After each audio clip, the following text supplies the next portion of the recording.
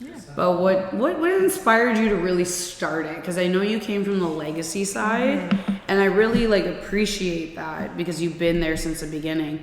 What made you bring it to the legal side, and how was that journey for you?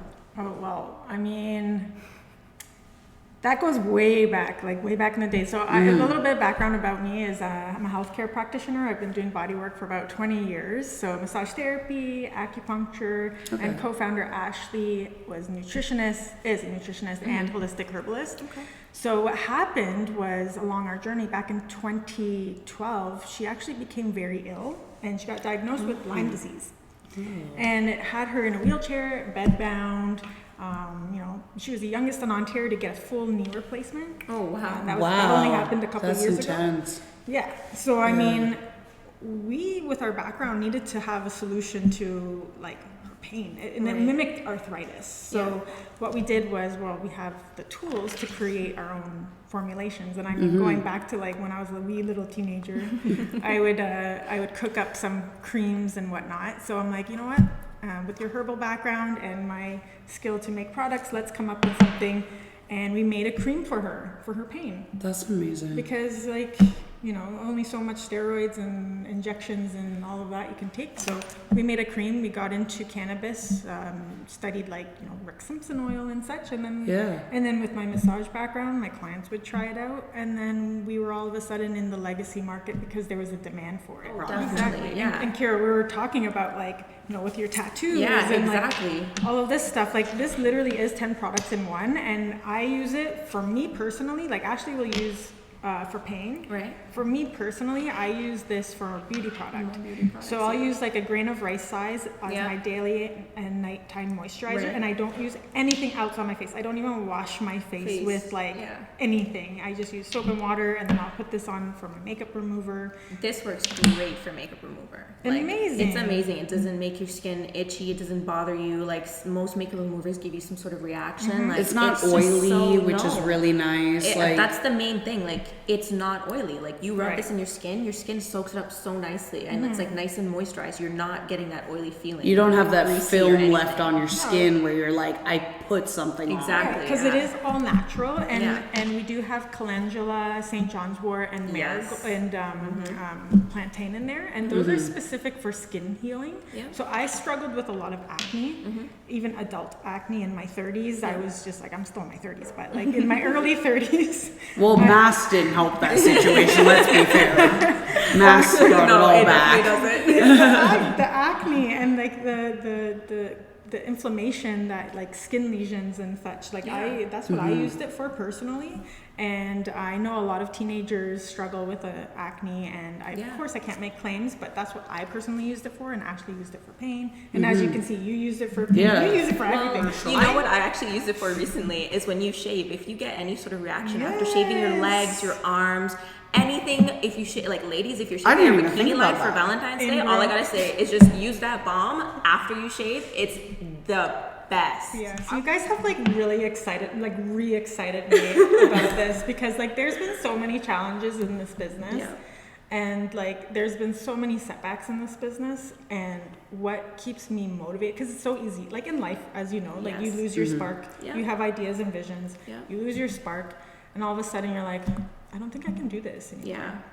And then when you speak to people like you, you refocus yourself, you get that spark back, and it's like, no, I'm doing this for a reason, and I have to keep doing it. Yeah, like my boyfriend, like for Valentine's Day, like we don't really celebrate Valentine's Day, but we kind of did, and he rubbed that on my back just because I had some pain, and it ended up being like a really nice massage and like a really nice, like kind of intimate, like Valentine's Day moment, because it gave me pain relief to relax enough to enjoy the time with him. Like I wasn't focusing like, oh, my back's so painful. Oh my gosh, like I can't move. Like it allowed me to enjoy the moment. This makes a great massage balm. I mean, for those of you who don't know me, I am a massage therapist. I'm in my 20th year of body work, and I do use this to massage people. Of course, as a licensed massage therapist, I cannot use cannabis. So I have my non-infused version. Just to say.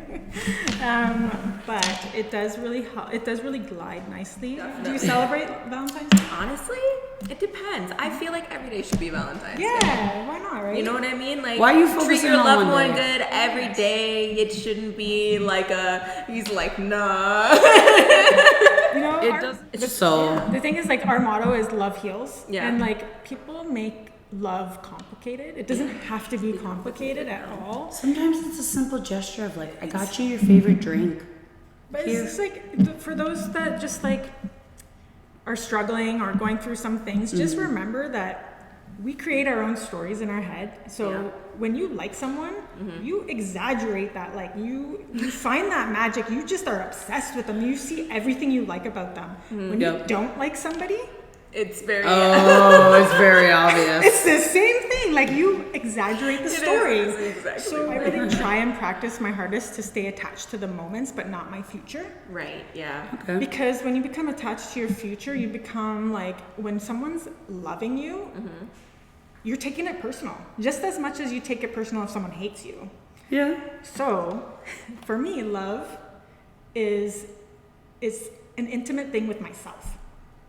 And I have to really have I try my best to have like the self-love practice. So I use Valentine's Day to self-love myself. It's like a relationship yeah, with no, yourself it's a first relationship before with you can myself. give yourself out to someone else. yeah. Yeah. When you someone's definitely like need that. throwing me all this love, I love it. It's just, that love for me is just enhancing what I already tell myself. Right. But when people are like taking it personal, they all of a sudden become attached to that love and they need it. Yeah. And then The all validation the almost. validation, and all of a sudden, You're literally preaching right now. It's like, Validation. it's like, just because I know Valentine, like, everyone's all obsessed about this love and like whatever, but honestly, don't take it personal. Like, Yeah. if you're at home, single, like whatever. I think it can be so many different things, like friendship love, like self-love, so like many different things. partner love, like family love. Like, you can celebrate love in so many different ways. It doesn't just have to be you and a partner. No. Like, I mean, if you can have 10 partners, like, and these days, it can be in this You never day. know. It can be anything you that's want the it to thing. be. Yeah. Like, it's all about being inclusive, and that's what EKS is about, is to make sure like there's like this inclusivity with our brand, because you know, I come from the LGBTQA plus background, Yeah. and it's been a challenge in many ways, being female and having a corporate business and trying to like climb up this ladder of Yeah. power and greed, and it's like, I don't want to be a part of that. And how do I find a way is just not take things personal. So I use that, like what I just said, like, Yeah. just go, make life an imagination, have fun with it. And like, when those setbacks happen, and I know you sent me some questions, I don't know if we were like, whatever, but the like, when you're asking me about like setbacks and stuff. Yeah, like what like I kind of was wondering, like, especially as a woman in the industry, like, what would you say, like, because you see so many boards, it's the same white man. It's the same old white man. And have they been there since Legacy? You start to question them, you know? So, like, as someone who came from Legacy and as a woman, like, how has that been a challenge? How has that been an opportunity? Has that been an opportunity, or? Honestly, when there's boardrooms and they're full of men, and I actually have been in positions where I've had gentlemen look at me and Ashley and say, no offense, ladies, but statistically, men, they will rise above than your company. And there was 5 cannabis businesses at the time. We just got funding because we had participated in something to get some funding. And sure enough, after all 5 companies, we're the only ones that are still in it. Like, if there's no seat at the table, like, and I know this expression has been thrown around, you create your own spot. You pull up your own chair to that Pull up your table. own chair to the table and say, you know what, I'm just going to do my thing. And sometimes with men, specifically, because I've never had this problem with females, is sometimes I just have to, even though I came up with the idea, the man will start saying their idea. Yeah. Oh my god. And then you just go, yes. You're like, I just said the exact same thing, but Yes, okay. you're right. And sometimes the ability to have to submit yourself is a strategy in a way, because it's like, if I want to get this done and I want to have this moving, I gotta let you feel. Or like you it's feel your like you idea. came your up with idea. it. Yeah. I'm okay. So you keep, so part of business is those setbacks. Right. And I don't have one specific setback. The setback is my mental state. That is the biggest challenge. Getting in your own head is Getting in my own Oh head my is god, the I biggest said the setback. same that'll be thing. the Oh my biggest God, killer. Always. Because when you have a setback, I lose motivation, I lose my fire, and I lose the spark. And once that spark is gone, how do I, like, you start doubting yourself, I can't do this. 1% made it to the OCS. Right. Out of when we submitted our thing. And I didn't let that get to my head. I'm like, 1% chance I'm gonna do it, I don't care. So we did it, and I got myself, you get yourself out of that funk, and you have to surround yourself with creative people, visionaries, pioneers, anything that kind of like sparks your interest. Build your team around that, because it takes a village. It's not just Right. me, it's not just Ashley, it's not just like our other partners. It's just like, we need to build a village. No, And it's yeah. been like, even you two, like Nick from, the owner of this place, is like Spencer behind the cameras here. Like, we're all in this together, and however we manage to fit each other's products and stores into each other's lives, you just gotta roll with it. Exactly, you gotta go with the flow, right? So yes, and we have to be creative in the industry, because, like I said, we can't just have a product and like it just sits there and Right. nobody knows. So what I want to see in the industry is more education. So education for the consumer, education so people know when you walk into a store like this and you don't see any products. Right? This is a beautiful store. Everything is on tablets, but like if you don't know what you want, how do you know to ask for this? Yeah, you don't. exactly. Nobody knows yet. So Yes, and you can find EKS Shine Salve on our website, or come in store and see us. We're friendly. yeah.